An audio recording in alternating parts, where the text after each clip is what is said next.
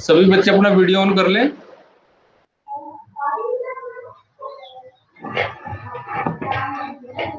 सभी स्टूडेंट्स को रिक्वेस्ट है कि अपना वीडियो 1 मिनट के लिए ऑन करें।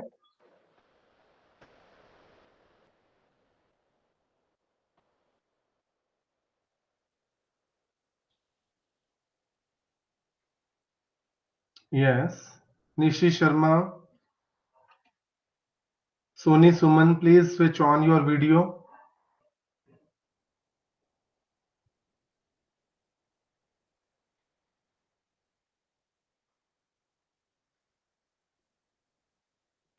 चलिए सर, प्लीज स्टार्ट। हाँ जी, thank you sir. So good afternoon all students. In the morning session, Madam Deepti has discussed with you all block 1 of your first course, that is NES 101. In this session, I am going to discuss block 2 of the same course. I am going to share my screen with you all. Before that, I want to disclaim one thing. I have not prepared any PowerPoint presentation due to some technical issue in the MS Office of my computer. So I am taking help with the IGNU notes which are available in eGyan Kosh. Okay.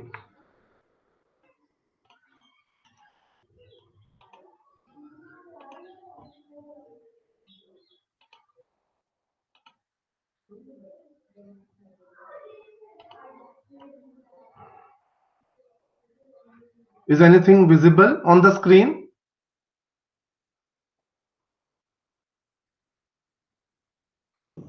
Yes, sir. Okay. Unit 3, Profile of an Elementary School Child. यही दिख रहा है आप सबको screen पे? Yes, sir. Good. तो देखिए, this is Unit 3 of NES 101, that is Block 2. So, though these topics are not very tricky topics, but I'm sure this type of interaction will certainly help you in the preparation of your exams or giving insight, deep insight in the learning of these courses. So, this unit is particularly belongs to the various dimensions of an elementary school child. First of all, there is human development. So there are so many stages of human development. We all knows that many stages like infancy, childhood, adolescent period, or we can say youth, or adult. These are some stages of human development. So this first para is all about that stages. Sir बीच बीच में बच्चों को ना mic off करने के लिए बोल देना sir. Okay, sure, ji. Okay sir. Thank you, sir. So there is one table on the screen which shows the human development stages with its chronological age. 0 to 2 years infancy, 2 to 5 early childhood, 6 to 12 middle childhood, 12 से 18 adolescence, and 18 onwards adulthood. And adulthood is further divided into youth, middle age and old age. So first para तो यही हमें बताता है कि पहले human development की stages कौन कौन सी हैं। बहुत इजी टॉपिक है ये। इसके बाद आता है knowing the elementary school child. इस पे भी मैं बहुत ज्यादा टाइम नहीं लगाऊंगा। एलिमेंट्री स्कूल चाइल्ड के लिए मैंने ये अंडरलाइन हाईलाइट किया, देखिए, the elementary school child falls in the age group of 6 से 14 and that is mainly the middle childhood period with slight overlapping with adolescence period. So 6 से 14 साल का जो बच्चा है वो एलिमेंट्री स्कूल चाइल्ड हम उसको मानते हैं। So इस पर्टिकुलरली ये जो पूरा यूनिट है वो इसी से जुड़ा हुआ है, बल्कि पहले NES 101 पूरा इसी से जुड़ा हुआ है, एलिमेंट्री स्कूल चाइल्ड के बारे में आपसे बात करता है। अब हमारा यहाँ से टॉपिक शुरू होता है mainly special features of elementary school child. इस पे हमने टाइम लगाना है। यहाँ पर बताया गया है कि स्कूल और पीयर ग्रुप सबसे ज्यादा अफेक्ट करते हैं, क्योंकि बच्चा स्कूल जाता है 6 से 14 की उम्र में, बहुत ज्यादा देखता है अपने आसपास, ऑब्जर्व करता है, समझता है, नई चीजें बहुत सीखता है। हम बात करेंगे धीरे धीरे जाके। तो स्कूल और पीयर ग्रुप उसका जो है बहुत ज्यादा रोल अदा करता है उसकी ग्रोथ में, डेवलपमेंट में। तो यहां से होता है elementary school child various developmental dimensions. The main concern of this topic is of this unit is various developmental dimensions. So we will briefly look into the characteristics of the elementary school child. Basically, जब हम dimensions की बात करते हैं तो हम characteristics की बात करते हैं elementary school child की। सबसे पहला है physical and motor development। Physical development हम सब जानते हैं, हाइट बढ़ जाना, जो हमें विजिबल है, ठीक है, उसका वेट बढ़ जाना, वो सब कुछ। पर मोटर डेवलपमेंट क्या है? देखिए, motor development basically physical skills की डेवलपमेंट को कहा जाता है। So they have written that physical and motor development refer to other aspects like increase in muscle size, precision and control of muscular coordination, hardening of bones, growth in brain cells and वगैरह वगैरह। The rate of physical growth in the elementary school years is at a more steady pace। ये आपको याद रखना होगा कि इस stage पे जो फिजिकल ग्रोथ का रेट होता है वो थोड़ा सा मोर स्टडी पेस पे चलता है, ठीक है। Whereas this is the age for all a lot of physical activity। आपने देखा होगा 6 से 14, 6 से पहले तो उसका बचपन था ना, घर पे था जनरली, नो डाउट हम 3 साल के बच्चे को भी डाल देते हैं, पर फिर भी जब हम बात करते हैं स्पोर्ट्स की एक्टिविटीज की और वेरियस फिजिकल एक्टिविटीज की लाइक रेसिंग, स्विमिंग, क्लाइंबिंग और कई तरह की, वो अपने आप उसका मन करता है इस एज में ऐसी एक्टिविटीज करने का। The foundation of the number of sports and games is laid at this stage only, but this is the stage also for a number of falls, accidents, ये हम सब जानते हैं। The child is this stage has developed a number of physical skills. इसकी वजह से जो green मैंने हाईलाइट किया है, फिजिकल स्किल्स की वजह से इसको मोटर डेवलपमेंट भी कहा गया है। तो दिस फर्स्ट डेवलपमेंट से is physical development and motor development, जो कि इस उम्र में बहुत होती है। कौन सी उम्र की बात कर रहे हैं? 6 से 14 साल के बच्चे की, एलिमेंट्री स्कूल चाइल्ड की। सेकेंड डायमेंशन और second characteristic is social development. Social development जो कि आज के टाइम पे बहुत प्रॉब्लम बन गई है। फिजिकल डेवलपमेंट होती है फिर भी, नो डाउट आजकल, पहले फिजिकल डेवलपमेंट की अगर हर्डल की बात करूं तो आजकल ये लैपटॉप्स पे गेम्स या हम जो मोबाइल पे गेम्स खिलाते हैं, इसकी वजह से फिजिकल डेवलपमेंट कम होती है। पर फिर भी स्कूल्स में फिजिकल डेवलपमेंट होती है। और सोशल डेवलपमेंट एक बहुत थ्रेट बन गया है, क्योंकि पहले इसका मीनिंग समझते हैं। This refers to child's growing understanding of oneself and the outer world. It refers to the child's interaction with the environment. हम सब जनरली जानते हैं सोशल डेवलपमेंट मतलब सोसाइटी के साथ कैसे हमने रहना है, एडजस्टमेंट कैसे करनी है, how to talk, how to adjust. So society घर से शुरू होती है, पहले सिबलिंग से, माँ बाप से, ग्रैंड पेरेंट्स से, फिर एट लार्ज स्कूल में पीयर ग्रुप्स आ गया बड़ा पूरा, फिर आपका मोहल्ला आ गया। सो सोशल डेवलपमेंट हमें refers to the way of the child learns to interact with others through speech और physical contact। ये बहुत जरूरी डेवलपमेंट है। अब मैं क्यों ऐसा शुरू में कह रहा था कि ये एक थ्रेट बन गया, बिकॉज आजकल न्यूक्लियर न्यूक्लियर फैमिलीज हैं, ज्यादा लोग ज्यादा न्यूक्लियर फैमिलीज प्रेफर करते हैं। तो जब जॉइंट फैमिलीज का सिस्टम रहा करता था पुराने समय में, तब सोशल डेवलपमेंट भी बहुत अच्छी होती थी, क्योंकि एक यूनिट जो घर से शुरू होता है वो बहुत बड़ा था, वहीं पर वो काफी कुछ सीखता था, how to adjust, how to share basically. But आजकल न्यूक्लियर फैमिलीज हैं, माँ बाप वर्किंग है और बच्चे को या तो सिंगल चाइल्ड है, फिर तो बहुत बड़ी प्रॉब्लम है। अगर दो भी हैं तब भी आपस में उनको आया रखी हुई है, पेरेंट्स 5 बजे आ रहे हैं, so on this type of these types of problems.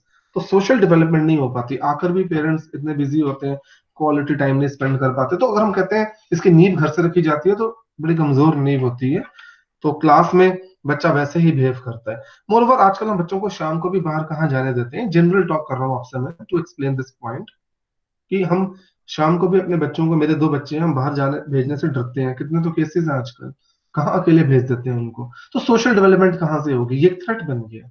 तो पर हमें यहाँ ये समझना है कि ये भी बहुत इंपॉर्टेंट डेवलपमेंटल स्टेज है, ये भी बहुत इंपॉर्टेंट डायमेंशन है एलिमेंट्री स्कूल चाइल्ड के, उसकी ओवरऑल डेवलपमेंट के लिए। इसमें पूरा ये बताया गया है। Then emotional development, this aspect deals with the emotions of the child. अब इमोशंस क्या है, anger, fear, love, hate, affection, jealousy, shyness, aggression, these all things.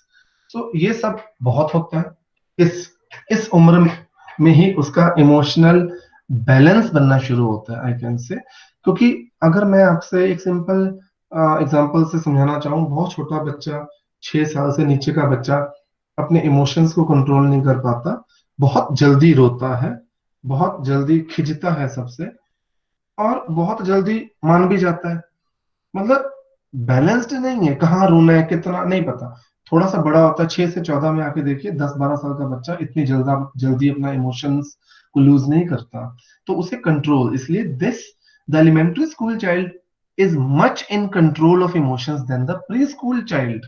Pre school 6 से पहले वाला ज्यादा अच्छा कंट्रोल डेवलप हो जाता है इस उम्र में। एंड ये मैं हाईलाइटेड पढ़ना चाहता हूँ एक बार, जो इनका बोल्ड है। This aspect of the development traces the emergence of different emotions in the child, the predominant emotions present at different ages, and the ways in which these are expresses. Fine. So ये सब उसको इस उम्र में समझ आना शुरू हो जाता है। अब वो अपने फ्रेंड्स बनाता है। Then, however, the elementary school child has some emotional problems also. Anxieties, fear of examination, fear of failure, मतलब shyness, depression। ऐसा नहीं है कि ये प्रॉब्लम्स नहीं रहती हैं, ये प्रॉब्लम्स भी होती हैं, पर फिर भी हम इस स्टेज को थोड़ा बेटर मानते हैं पिछले स्टेज से, in the context of emotional development. And then third is cognitive development. जब भी हम कॉग्निटिव वर्ड की बात करते हैं, it is always related to your head, your knowledge, so your ability, your aptitude. So cognition refers to the human capacity to understand the environment, to solve problems, the capacity of both logical and abstract thought, memory and creativity, also part of cognition। ये सब कुछ cognitive development में आता है। सो अब हम बात करते हैं कि 6 से 14 साल की उम्र के बच्चे की जो ये वाली डायमेंशन है, यानी कि मेंटल डेवलपमेंट की बात कर रहे हैं हम कॉग्निटिव डेवलपमेंट से, वो कैसी होती है। When compare to pre school child, ये highlighted portion means this is the main part of this whole paragraph. When compared to the preschool child, there is a qualitative difference in the way of thinking of the child at this stage। Qualitative difference, देखिए, qualitatively हम differ कब कर पाते हैं, जब हमको उस चीज का नॉलेज होना शुरू हो जाता है, देन ओनली।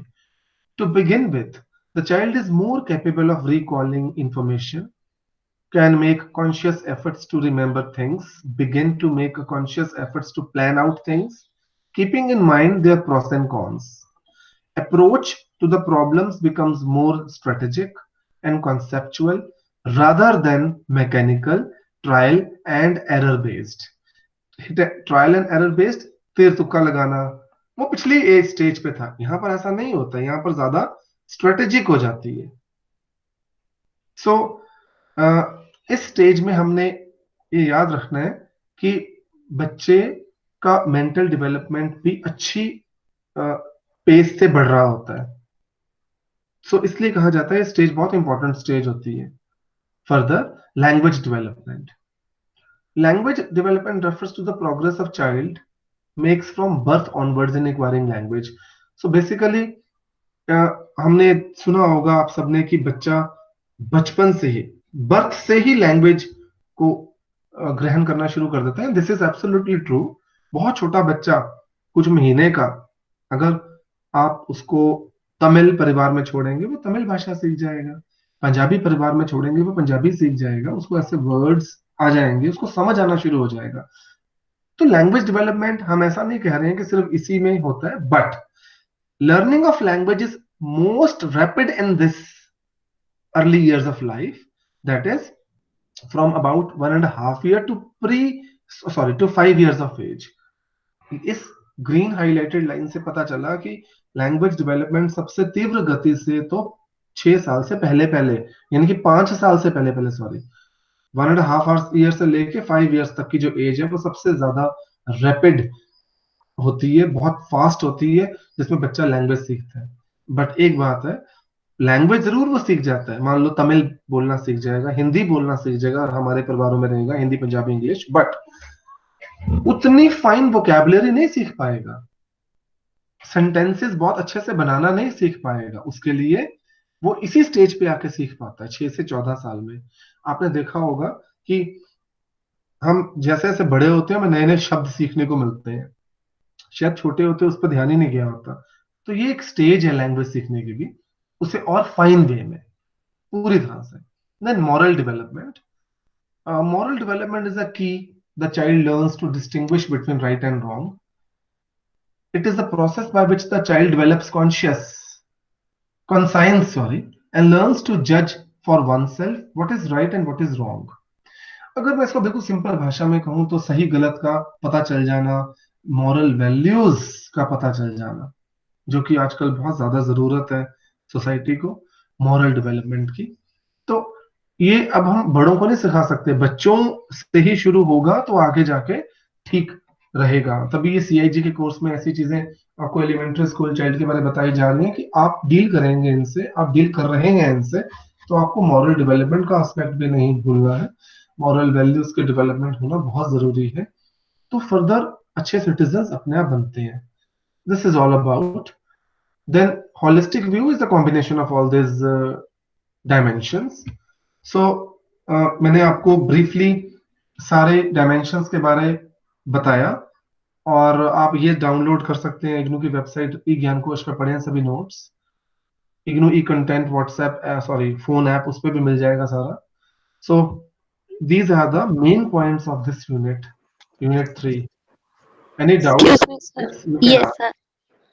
सर जो ये हाइलाइटेड है जो आपने हाइलाइटेड किए हैं, ये वाले Yeah. अवेलेबल हो सकते हैं? क्योंकि No I don't have problem. Study material with me right now, that's why.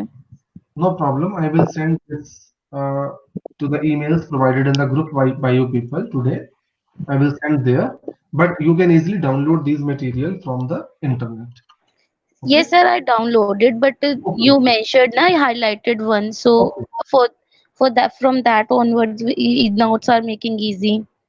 Okay. Fine. I will send. Okay, thank you sir. Welcome. So now I'm going to unit 4. Is it visible? Unit 4 is visible on your screens. Yes sir. Please read the topic.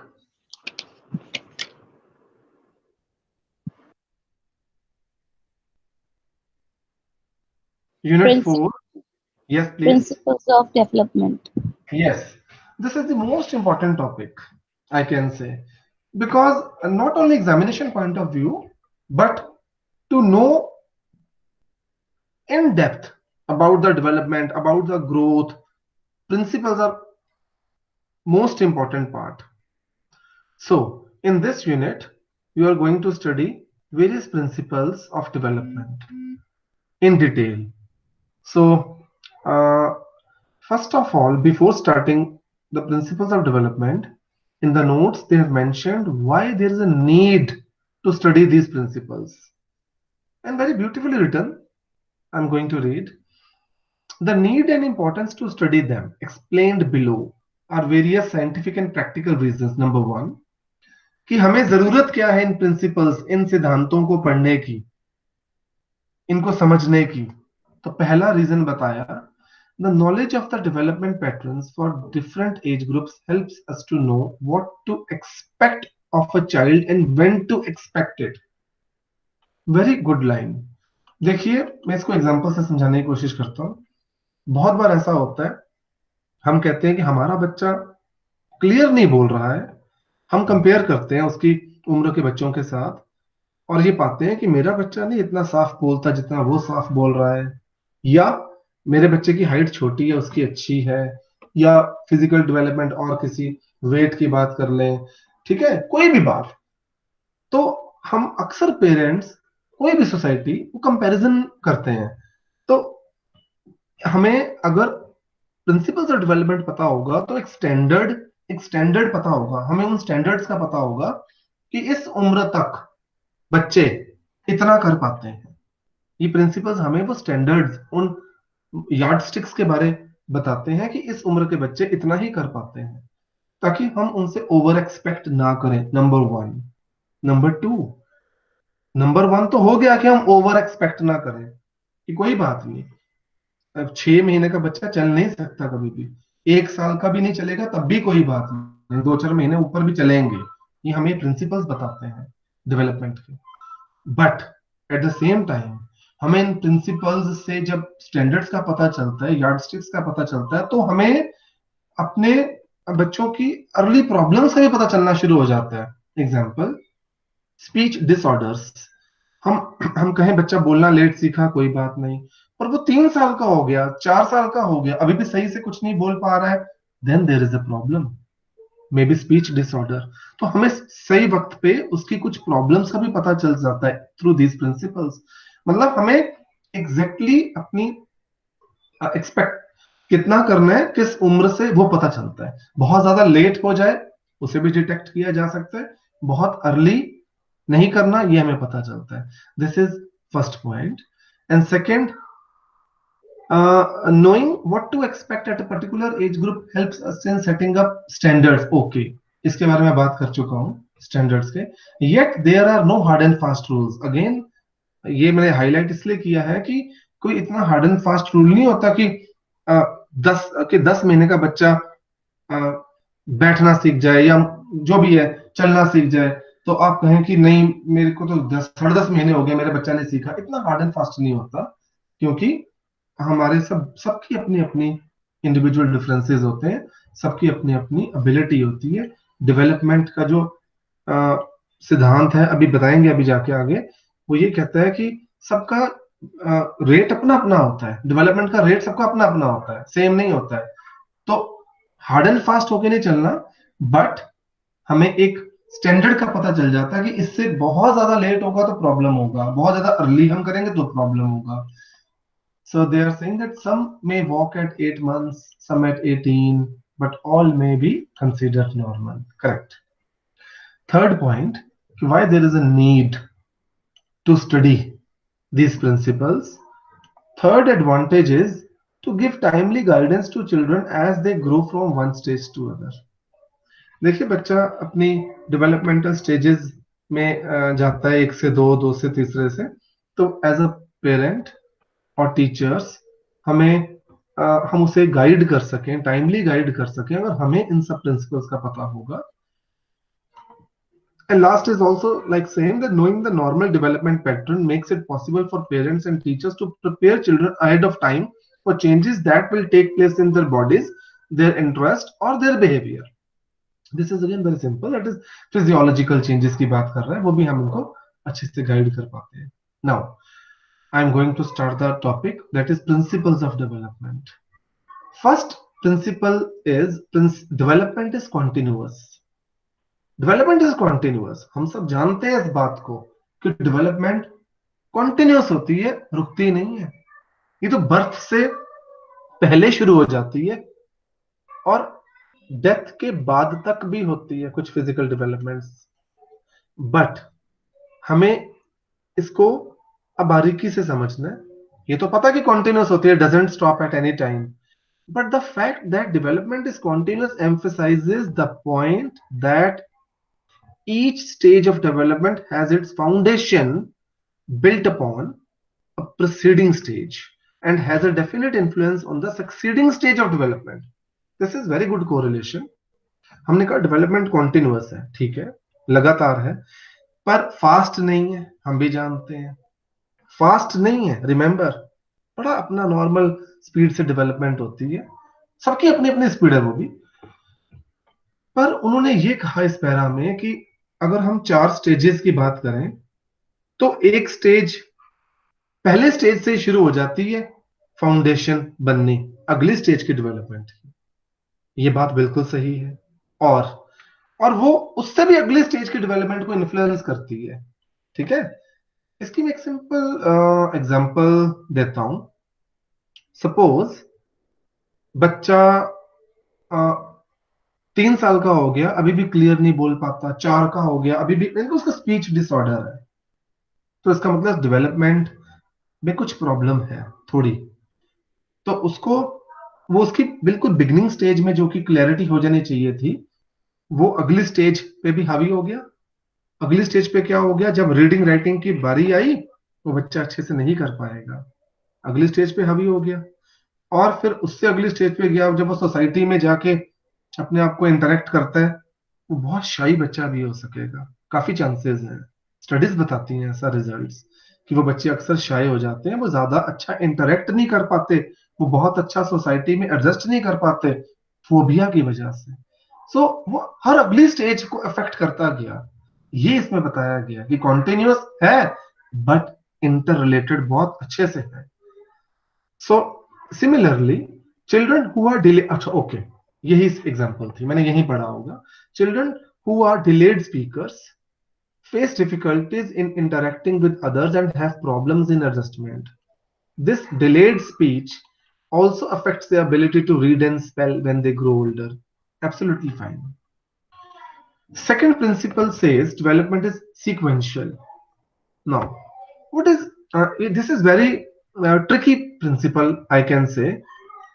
थोड़ा समझने वाला है. Sequential. Sequence से हम क्या समझते हैं कि एक पर्टिकुलर सीक्वेंस में चलना, सिमेट्री में चलना, बिल्कुल ठीक है.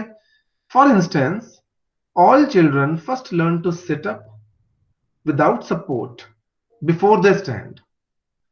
Similarly, they learn to draw a circle before attempting to draw a square.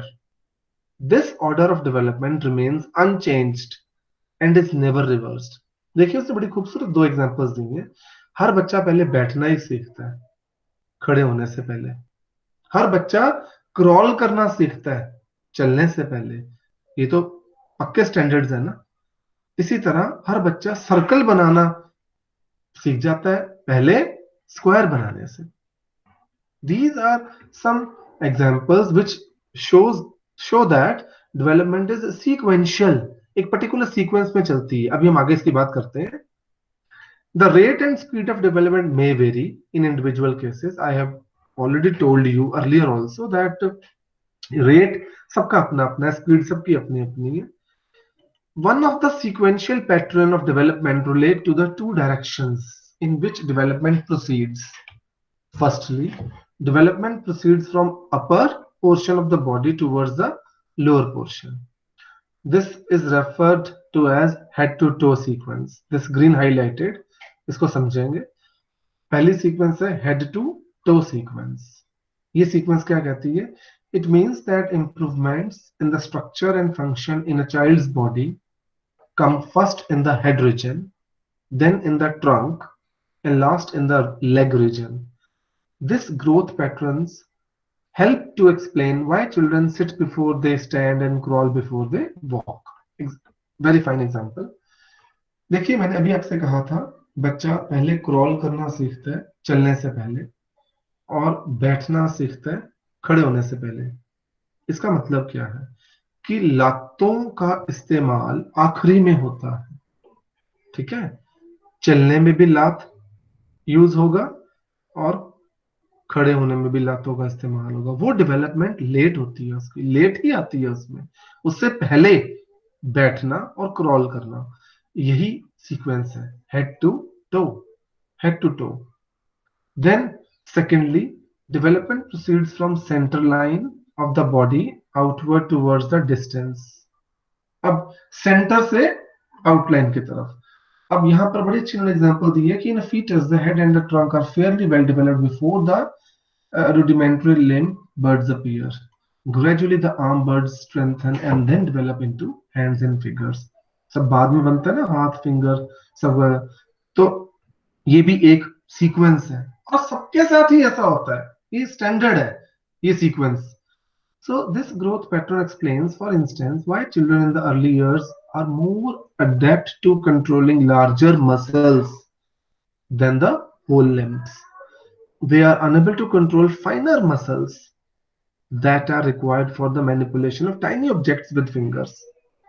बहुत छोटे बच्चे को आपने अक्सर देखा होगा कि छोटी चीज पकड़ा दो वो उठा ही नहीं पाता है, उसकी उंगलियां उसको उठा नहीं पाती हैं क्योंकि वो डेवलपमेंट नहीं हुई होती टाइनी ऑब्जेक्ट्स को अपने फिंगर से पकड़ने की, वो लेट होनी है।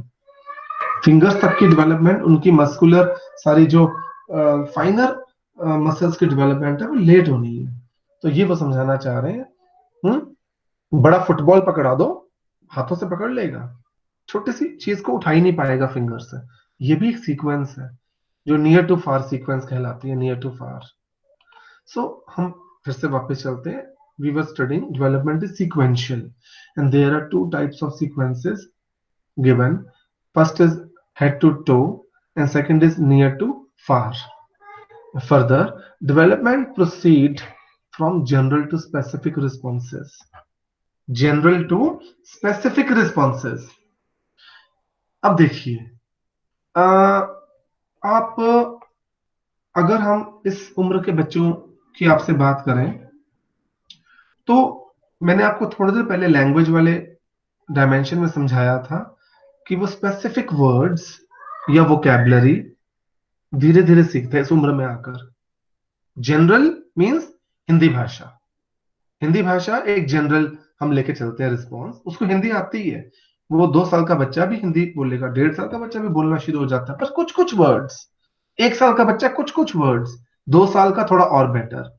और जब इस उम्र में आता है तो वोकैबुलरी इंक्रीज होनी शुरू होती है, प्रॉपर शब्दों का मीनिंग और अच्छे शब्दों का इस्तेमाल करना शुरू करता है। यहाँ ऐसा लिखा है, देखिए इन्होंने कहा babies wave there arms in general, this is one example, render movements before they capable of such specific responses as reaching for an object held before them.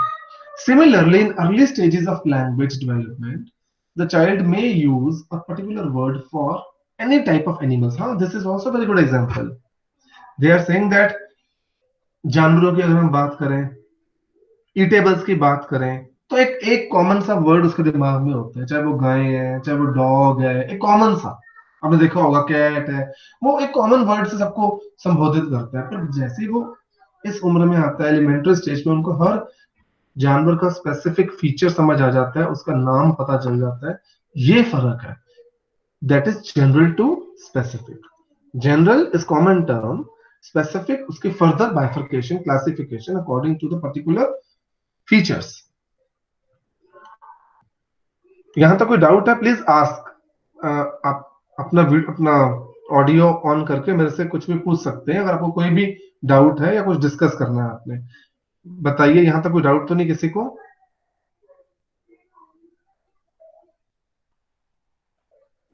Hello, are you? No sir, कोई doubt नहीं है, very well explained. Okay, thank you. आवाज clear आ रही है? हाँ जी sir. Okay. Further is development proceeds at different rates. So different rates पे डेवलपमेंट प्रोसीड करती है। हमने ये भी थोड़ी देर पहले भी डिस्कस किया था, पर अब यहाँ पर अब हम इस प्रिंसिपल को डिटेल में पढ़ेंगे। Although the process of development is continuous for both the mental and physical spheres, the rate of development varies for different areas. As children grow, each area of development proceeds at its own rate and reaches its maturity in its own time period. For example, the heart, liver, and digestive organs grow slowly in childhood, but rapidly during the early years of adolescence. देखिए कुछ specific examples हैं जो ये proof करती हैं कि development proceeds at different rates at different areas also, for various area, for different areas also. Memory for concrete facts and objects develops more quickly than memory for abstract and theoretical material. This is very clear. Concrete मतलब जो हमें दिखता है उसको याद रख पाना आसान होता है उनके लिए, as compared to memory for abstract things. Abstract which is based upon imagination. Suppose मैंने एक छोटे से बच्चे को ताजमहल बताया कि ऐसा होता है बहुत बड़ा, वो गया कभी नहीं है, सुन रहा है सिर्फ, वो उसको रेलवे स्टेशन का बताया, गया कभी नहीं है, सुन रहा है, इमेजिन कर रहा है कैसा होगा, that is abstract term. Concrete अगर जाके खुद देखा है उसमें, ये इसकी एग्जांपल है. So sometimes one aspect of development may slow down the growth and development of another. Very important. This is very important para, which says that किसी एक स्टेज की जो डेवलपमेंट होती है वो दूसरी स्टेज की डेवलपमेंट को स्लो डाउन कर देती है, मतलब असर तो करती है. इसलिए कहा जाता है कि all are interrelated, correlated, and this is true. It may therefore appear as though only one area is developing. For example, in young children, growth in language slows when they learn to walk. Good example. जब बच्चा चलना सीख जाता है तो developmental stage change हो गई ना, डेवलपमेंट का कह दीजिए जोर उधर लग गया, तो वो लैंग्वेज प्रोफिशिएंसी थोड़ी कम हो जाएगी, उसकी तरफ कह लीजिए इंटरेस्ट भी कम हो जाएगा, उसकी ग्रोथ भी थोड़ी सी स्लो डाउन हो जाएगी क्योंकि वॉकिंग पे चला गया सारा उसका ध्यान. तो ये प्रोसीड्स एट डिफरेंट रेट्स यहां से प्रूव होते हैं इन 2-3 एग्जांपल से कि कुछ ऐसी चीजें हैं जो हमें प्रूव करती हैं कि अलग अलग रेट पे, अलग अलग एरिया में, अलग अलग फेज पे डेवलपमेंट अपने रेट पे चलती है. Each phase of development has characteristic traits. Yes. Again, थोड़ा समझने वाला पॉइंट है ये भी. Next principle says that each phase of development has characteristic traits. What does it mean? It means कि डेवलपमेंट के जितने भी फेजेस है ना, उनके अपने पर्टिकुलर कैरेक्टरिस्टिक ट्रेट्स होते हैं जिनको डेवलपमेंटल टास्क से पहचाना जा सकता है.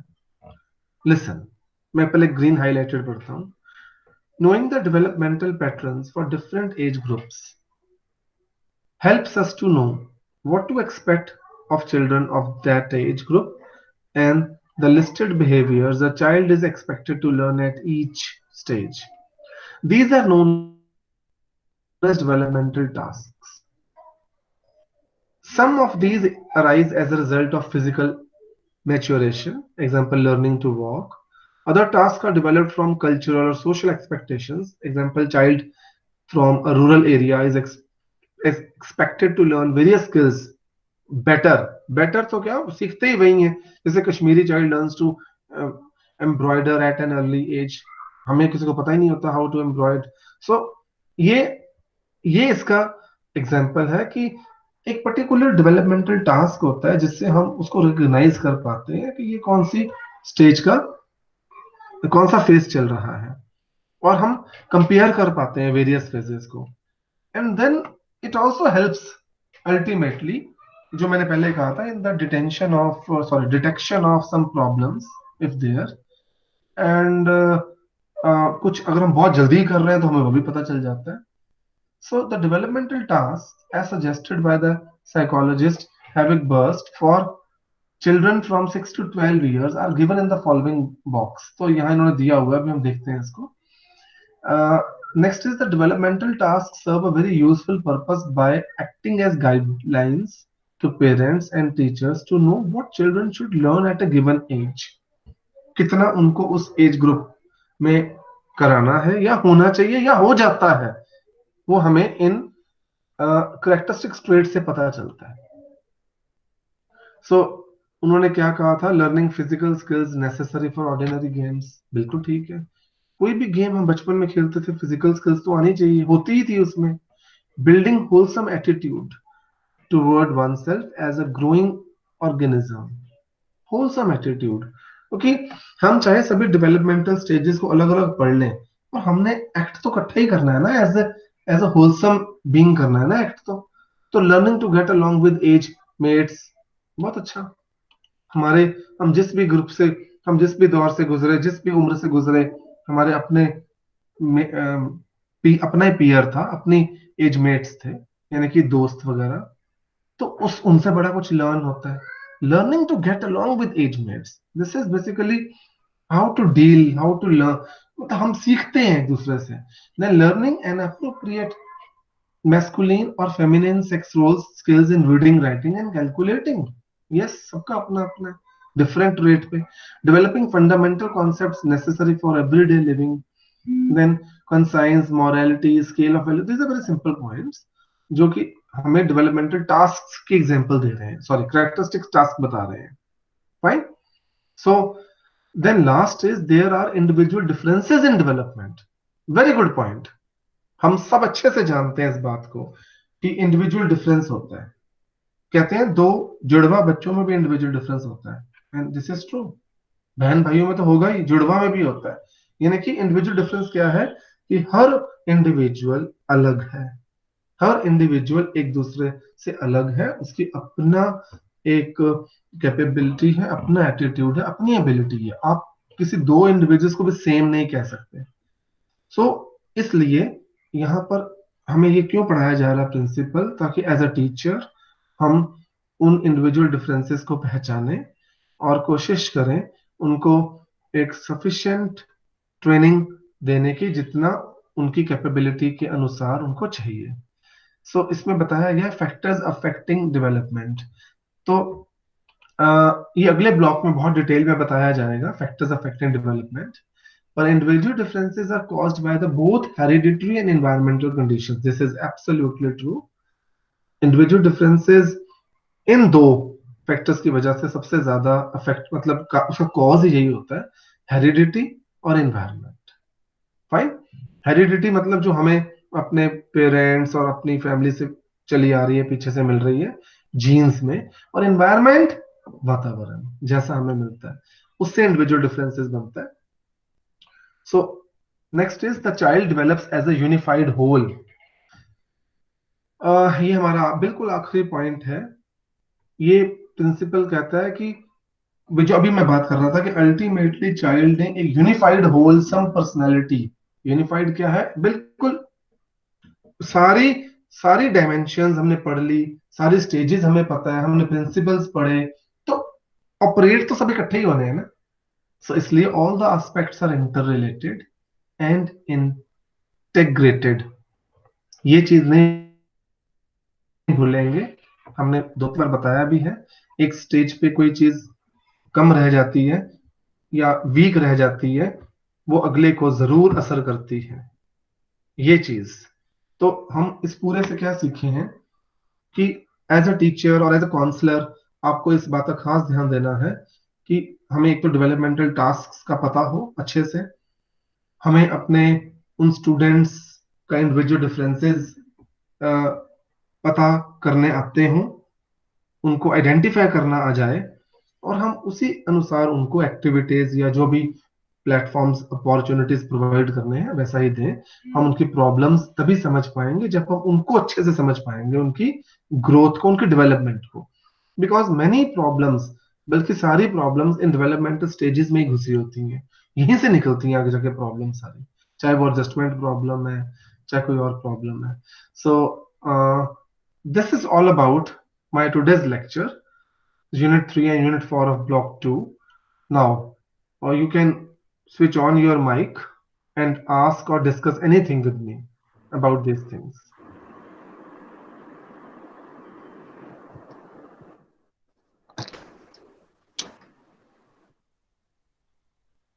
Yes, please. सर जो यूनिट थर्ड है, profile of an elementary school child, तो इसमें इन डीपली करने की जरूरत नहीं है ज्यादा, इसमें डायमेंशंस ही इम्पोर्टेंट है जस्ट। देखिए, important from examination point of view अगर आप कह रहे हैं वो डिफरेंट चीज है। मेरा उस वक्त इम्पोर्टेंट कहने का मतलब था कि अगर हम किसी एलिमेंट्री स्कूल चाइल्ड की प्रोफाइल जानना चाहते हैं ना, तो उसकी डायमेंशंस ही सबसे इम्पोर्टेंट एस्पेक्ट है। इन 6-5 डायमेंशंस को अगर आपने समझ लिया तो आपने उसकी प्रोफाइल जान ली। Okay, fine. बाकी आप देखिए पूरे कोर्स में कुछ भी इतना टफ नहीं है, पर आप रीडिंग भी देते हैं, पर देखिए जो पेपर चेक भी करता है उसको भी कंटेंट पूरा बुकिश नहीं चाहिए। मैं ये नहीं कहूंगा कि आप रट्टा मारे, अपनी लैंग्वेज में लिखिए, अपने एग्जांपल्स डालें इसमें, थोड़ा थोड़ा एनरिच करें अपने कंटेंट को। Yes sir. So I am coming, 1 minute. मैं आपको 2-3 चीजें और यहाँ डिस्कस करना चाहूंगा। आप सबने अपना एग्जामिनेशन फॉर्म जरूर भर लिया होगा, मैं ऐसा मानता हूँ अब तक, ऑनलाइन। एंड आप लोगों ने अपना असाइनमेंट भी ऑनलाइन डिपॉजिट कर दिया होगा। क्योंकि आपका ये 6 मंथली कोर्स है, आपको इन चीज़ों का खास ध्यान रखना है। अभी 31 मई तक है date. No doubt exams postpone कर दिए यूनिवर्सिटी ने, पर होंगे। यस्टरडे मैडम सर डिफर नहीं किए हैं, पोस्टपोन किए हैं। फाइन। तो आप अभी कुछ डिस्कस करना चाहते हैं तो बताइए प्लीज।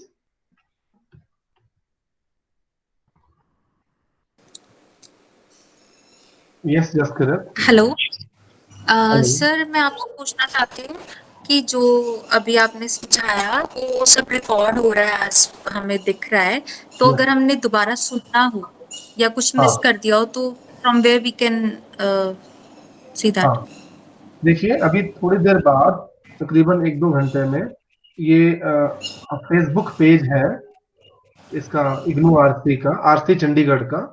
आप वो पेज जरूर लाइक करें, उस पे हर एक रिकॉर्डिंग डलती है, हर recording. Okay fine. Okay okay, ठीक आप है उसको सर। जरूर आप फेसबुक पे जाइए, आरसी चंडीगढ़ लिखेंगे, वो पेज आपको दिख जाएगा, उसको आप लाइक करें, नोटिफिकेशन आ जाएगी। इस वाली वीडियो भी आपको वहां मिलेगी थोड़ी देर बाद। ठीक है sir, thank you so much. And sir बहुत अच्छे से एक्सप्लेन किया आपने, thanks thanks. Thank you so much, most welcome. Any other कुछ और आप डिस्कस करना चाहते हैं, कुछ पूछना चाहते हैं, you are most welcome.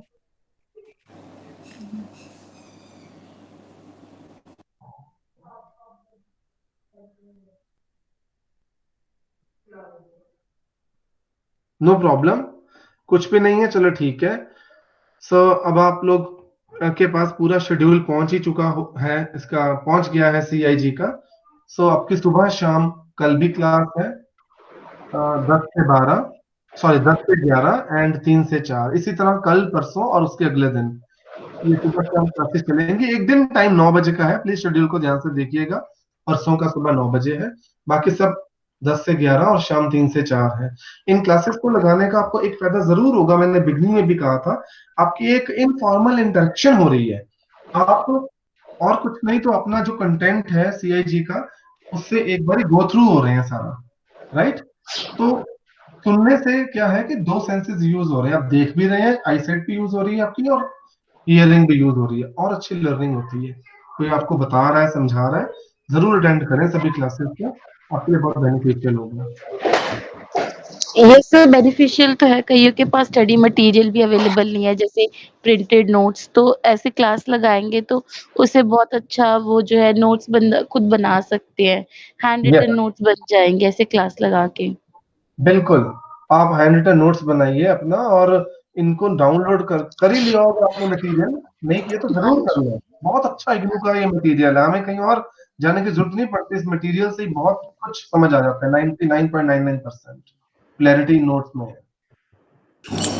Sir no doubt समझ तो आ रहा है आपकी क्लासेस से, बट जो हम ई मटेरियल की अगर बात करें और रिटन मटेरियल की बात करें तो उसमें थोड़ा डिफरेंस होता है। रिटन मटेरियल हम ज़्यादा फेमिलियर है ई मटेरियल से, तो थोड़ा सा ये इशू आ रहा है आजकल। हम मतलब उसको प्रिंट आउट भी नहीं निकलवा सकते, तो मतलब उसके लिए आपकी हाँ वीडियो ज़्यादा यूजफुल है अगर हम अपने नोट्स बना लें खुद खुद। हाँ, बिल्कुल मैं एग्री हूँ आपके साथ, क्योंकि कोविड, ये जो लॉकडाउन की वजह से ये स्थिति ऐसी आई है, वरना नोट्स आप तक पहुंच ही जाते हैं, इग्नू पहुंचा देता है हर बार। हाँ जी, यस सर, हाँ, बिल्कुल। Any other thing you want to ask? Have you all submitted your assignments online? Not yet sir. हाँ, कर दीजिए उसको, नॉट येट सर। कर दीजिए, ठीक है, एज सुन एज पॉसिबल करिए उसको। ठीक। Okay, thank you sir. Okay. हाँ जी, तेजपाल जी। ठीक है जी, ओके, टेक हाँ, केयर, घर पे रहें, सुरक्षित रहें। बिल्कुल ठीक। Thank you so